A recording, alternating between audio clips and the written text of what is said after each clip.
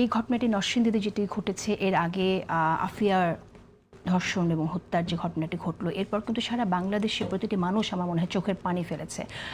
মানুষ কাঁদছে, আইন পরিবর্তন হচ্ছে, কিন্তু অপরাধ থামছে না। গোড়ার সংকটটা কোথায় বলে আপনার মনে হয়? ধন্যবাদ। আপনার নিশ্চয়ই তনু হত্যার কথা মনে আছে।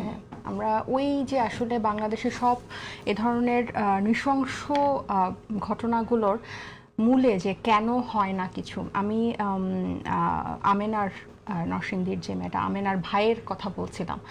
সো সে বলছিল যে আমি টাকা পয়সা চাই নাই, ভাত কাপড় চাই নাই, আমি কোনো আশ্রয় চাই না, আমি শুধু বিচার চেয়েছিলাম। তাহলে বিচার চাওয়ার পরেই কিন্তু তার উপর তাকে চলে যেতে হলো দুনিয়া থেকে। এই যে বিচার করা যাবে না কারণ বাংলাদেশে বিচারহীনতার সংস্কৃতি সেই তনু থেকে আমেনা পর্যন্ত, এবং এর আগেও ইয়াসমিন। সো এইগুলো কিন্তু বাংলাদেশের একদম আষ্টে পৃষ্ঠে রয়ে গেছে যে আপনি একটা অপরাধ করবেন, এই অপরাধের আপনাকে শেল্টার দিবে। এটা নিয়ে এটা যদি আমি নিশ্চিত করে বলতে পারি, এটা যদি জাতীয় ইস্যু না হতো, আমরা যদি আমেনার নাম না জানতাম, নূরা কখনোই গ্রেফতার হতো না। এটা আমার একদম ব্যক্তিগত একটা বিশ্বাস। কারণ এরকম অজস্র আমেনা বিভিন্ন কোনায়, বাংলাদেশের এই পুরো 64টা জেলার কোনায় কোনায় মেয়েরা এভাবে ধর্ষণের শিকার হচ্ছে, হেনস্থার শিকার হচ্ছে, এবং যারা এটা করছে তারা পার পাচ্ছে শুধুমাত্র বাংলাদেশে বিচার হয় না দেখে।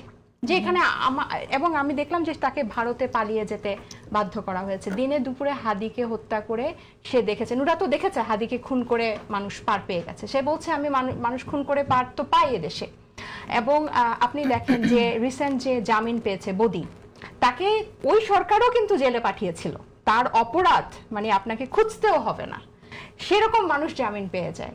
তাহলে বাংলাদেশে যে এই যে বিচার হয় না, কোনো কিছুর বিচার হয় না, আপনি যতদিন পর্যন্ত এই আইন শৃঙ্খলা এবং বিচারকে দলের ঊর্ধ্বে আমরা উঠাতে না পারবো, সরকারের ঊর্ধ্বে আমরা উঠাতে না পারবো, ওই যে আপনি শুরুতে বলছিলেন না মানবিক মানুষের অধিকার, এটা তো সে আমাদের একটা স্বাধীন রাষ্ট্র মানুষ কেন চায়? 71-এ যুদ্ধ করে একটা স্বাধীন রাষ্ট্র আমরা চেয়েছি যে আমার যে অধিকার সেটা আমার একটা রাষ্ট্র নিশ্চিত করবে। আমি একটা স্বাধীন রাষ্ট্র পেয়েছি, আমি কারো অধীনে না। কিন্তু আমার রাষ্ট্র যখন আমার উপর হওয়া হামলার বিচার করে না, এবং যে হামলাকারী সে যখন জন্ম থেকে তার সবসময় সে দেখে বড়ই হয় এটা নিয়ে যে বাংলাদেশে অপরাধ করে আমি পার পেয়ে যাব, সেটা যত বড়ই অপরাধ হোক, খুন হোক আর যাই হোক, কেউ কিচ্ছু করতে পারবে না, আমার জামিন হবেই, বা আমি ধরাছোঁয়ার বাইরে থাকবোই।